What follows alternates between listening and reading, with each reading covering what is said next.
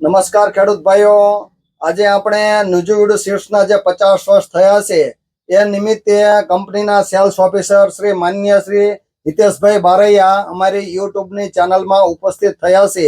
તો એમણે આજે આવ્યા છે, તો એમણે નક્કી કર્યું કે ભાઈ આજે આપણે કંપનીના 50 વર્ષ થયા છે, તો એ નિમિત્તે કંપનીની જે કોટનની જે વેરાયટી આવે છે, ભક્તિ છે, રાજા છે, સિરી છે, નવનીત છે, આયશા છે, મલ્લિકા છે, જે એવી 7-8 પ્રકારની અલગ અલગ વેરાયટી આવે છે, એ વેરાયટી અમે વિશ્વાસ એગ્રો એજન્સીમાં વેચીએ છીએ.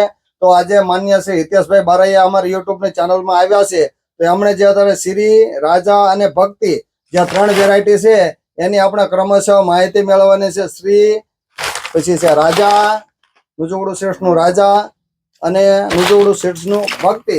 તો આ 3 વેરાયટીની વિશે આપણે સાહેબ પાસેથી ડિટેલમાં માહિતી મેળવશું. તો માન્ય શ્રી હિતેશભાઈ બારૈયાને નમ્ર વિનંતી કરું કે એ કંપનીની વેરાયટી વિશે અને કંપની વિશે થોડી ઘણી માહિતી આપે. હિતેશભાઈ, નમસ્કાર. ખૂબ ખૂબ આભાર ધોળાભાઈ કે તમે મને થોડોક બોલવાનો મોકો આપ્યો. અને મને ખેડૂતને જણાવતા આનંદ થાય છે કે હું જે કંપનીમાં નોકરી કરી રહ્યો છું એને 50 વર્ષ પૂરા થયા છે. એ બદલ હું એક ગર્વની લાગણી અનુભવું છું. અને અત્યારે ટાઈમ છે કોટન બિયારણનો. ખેડૂતનો મેન પ્રશ્ન હોય કે કેવું બિયારણ પસંદ કરવું, કેવી કંપનીનું બિયારણ પસંદ કરવું, એ મેન હોય. હું તમને આજે 3 પ્રકારની વેરાયટી વિશે માહિતી આપીશ.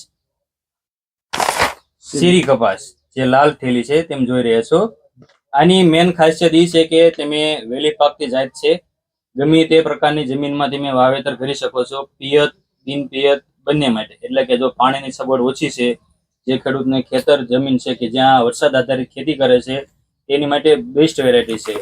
જે ખેડૂતને પિયતની સગવડ છે કે પાણીની પૂરતી વ્યવસ્થા છે, તે પણ આ ખેડૂત બિયારણ વાવી શકે છે. આની ખાસ વિશેષતા એ છે કે જે રૂવાટીવાળી પાંદ હોવાથી સુસ્યા પ્રકારની જીવાત ઓછી આવે, જેમ કે થ્રિપ્સ, લીલી પોપટી, સફેદ માખી. જે સુસ્યા પ્રકારની જીવાત આવે એ સૌથી ઓછી આવે. એટલે કે તમારે ઓછી દવાએ વધુ ઉત્પાદન મળશે. હું કહું તો કે તમે ખેતરમાં આંટો મારવા જાઓ, તમને મન થાય કે દવા છાંટવી તો છાંટવાની, નહીં છાંટવાની તોય ચાલશે. વિનાટ 1 નંબર. અત્યારે ખેડૂત શું વિચારતા હોય કે આપણા મજૂરી મળતા, મજૂરી વધારે લાગે છે અને મજૂર ઓછા મળે, માટે વિનાટ સારું એવી વેરાયટી આપણે પસંદ કરી. આનો વિનાટ 1 નંબર છે. તમે 5 પેશીનું ઝીંડું આવે છે અને વિનાટ 1 નંબર. એટલે તમારે ઓછા મજૂરે વધુ વિનાટ આવશે. હું ખોટું નથી કહેતો, પણ તમને એક વાત કહું કે એક મજૂર કમસે કમ 4 થી 5 મણ આરામથી વીણી શકશે. એ ટાઈપની વેરાયટી છે. થડમાંથી ઝીંડું આવે છે, એકદમ થડમાં ઝીંડું આવે એટલે તમને ઉત્પાદન વધારે મળે. બીજું કે આમાં જે અત્યારે ગુલાબી લાગે એ સૌથી ઓછી લાગશે. એનું કારણ છે કે આધુનિક ખેતી માટે કંપનીએ આધુનિક બિયારણ બનાવ્યું છે કે ગુલાબી ઈયળ સામે સક્ષમ છે, કે ઓછામાં ઓછી ઈયળ આમાં તમને લાગશે. અને રૂની ટકાવારી કહું તો અત્યારે આપણે જનરલી જે આપણે રૂની ટકાવારી કાઢવી એટલે 32-33% આવે. આમાં 37 થી 39% લગીને રૂની ઉતારો આવશે. એટલે કે તમને બીજી વેરાયટી કરતા આમાં 50, 25, 100 રૂપિયા બજાર ભાવ વધારે મળશે. એટલે મારી દરેક ખેડૂતને નમ્ર વિનંતી છે કે તમે સિરી કપાસનું બિયારણ લ્યો, કે હવે અવેલેબલ સ્ટોક હાવ ઓછો છે. જે ખેડૂત ખરીદી કરવા માંગતા હોય એ કરી શકે છે. બીજું કે અત્યારે આપણે પિયતની સગવડ છે, જમીન ભારે છે અને ખાતરનો ખર્ચો કરી શકતા હોય, કે જે થોડો ખર્ચો કરે અને વધુ ઉત્પાદન લેવા માંગતા હોય, તો આપણી પાસે રાજા, જેવું નામ એવા એના ગુણ છે. વર્ષોથી ખેડૂત વાવે છે, ખેડૂત પસંદ કરે છે. એનું કારણ એ છે કે ખેડૂતોને ભરપૂર ઉત્પાદન મળે છે. આની મેન ખાસિયત એ છે કે થડથી લઈને ટોચ સુધી ઝીંડવું એક સરખું, એક સમાન અને મોટા ઝીંડવા લાગશે. ઓછા પાન છે એટલે તમે દવા છાંટશો એટલે દવા વ્યવસ્થિત લાગશે, વધુ ઉત્પાદન આપશે. અને મોટા ભાગે 8 થી 9 જો તમે વ્યવસ્થિત માવજત કરશો તો 10 સુધી કપાસિયા, એક પેશીમાં 10 કપાસિયા નીકળશે. રાજા વેરાયટીની ખાસિયત એ છે તમે ગમે જ પ્રકારની જમીનમાં વાવી શકશો. તમારા ખારાશ જમીન છે, ઓછું પિયત છે થોડુંક, અને માટી કાળી છે તો તમે વાવી શકશો. બીજું કે આમાં વિનાટ સારું છે. ઉબડા પ્રકારનો છોડ થાય છે, ખીલા મૂળની જાત છે. જે હુકારવાનો આવતો જે ખેડૂતને હુકારા સામે સક્ષમ છે, કે એનું થડ એકદમ મજબૂત થાય છે, ખીલા મૂળ છે. અને વાવેતર તમે કરો એટલે આપણે નોર્મલી 54ની ગાળે એટલે 4.5 બાય 1.5 ફૂટે વાવતા હોય, એ ગાળે તમે આરામથી વાવી શકશો. એક ધ્યાન રાખવું કે ઓછું પીએચ છે, હલકી જમીન, ઈ ખેડૂત આ વેરાયટી ન પસંદ કરે.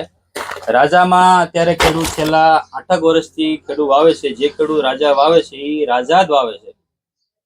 એક 5 ફૂટની હાઈટ થાય 4.5-5 એટલે એક ડોપિંગ કરવાળું આપણે જે ડોકા કાપી નાખ્યું ને એ ખાસ કરજો તમે. બીજી એક વેરાયટીની વાત છે ભક્તિ. પિયતની સગવડ વાળા ખેડૂત છે, જેને વધુ પિયત છે અને લાંબા ટાઈમ સુધી જેને કપાસ જ રાખવો છે, તે અમારું ભક્તિ બિયારણ વાવી શકે છે.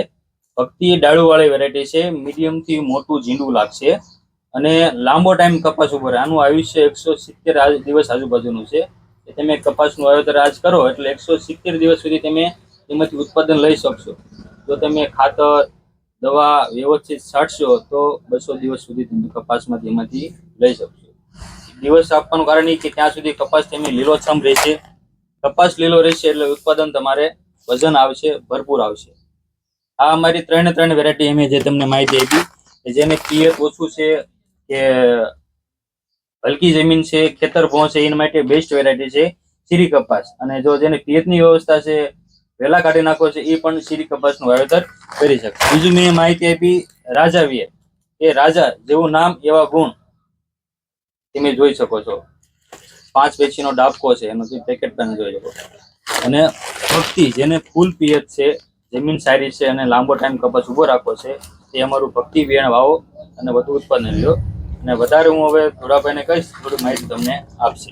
તો માનનીય શ્રી હિતેશભાઈ બારૈયા નુજુવડુ સીડ્સમાંથી જે શ્રી, રાજા અને ભક્તિ આ 3 વેરાયટી એટલે કે આધુનિક ખેતી માટે શ્રી, ત્યાર પછી રાજા અને ભક્તિ આ 3 વેરાયટીની સરસ મજાની માહિતી આપી એ બદલ હું વિશ્વાસ એગ્રો એજન્સીમાંથી હિતેશભાઈનો આભાર માનું છું.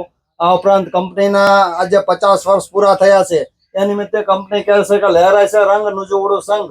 50 વર્ષના વિશ્વાસ અને ભરોસા માટે સર્વ ખેડૂત મિત્રોનો આભાર. અને આ ઉપરાંત બનાવશે સૌથી વિશ્વસનીય બીજ હંમેશા, એટલે ખેડૂતોને સૌથી સારામાં સારા અને વિશ્વાસપાત્ર બીજ હંમેશા નુજુવડુ કંપની આપે છે અને આપતી રહેશે.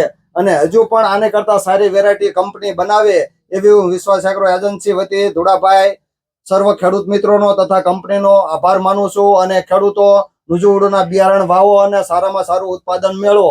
આ ઉપરાંત અમારી યુટ્યુબની ચેનલમાં માનનીય શ્રી હિતેશભાઈ બારૈયા હાજર રહ્યા એ બદલ સાહેબનો પણ આભાર માનું છું. અને તેમને જે વેરાયટી વિશે સરસ મજાની માહિતી આપી એ બદલ આભાર. અને ખેડૂત મિત્રો, સર્વ ખેડૂત મિત્રો આ નુજુવડુના બિયારણ વાવો અને ઉત્પાદન સારામાં સારું મેળવો એવી આશા રાખું છું. આભાર ખેડૂત મિત્રો.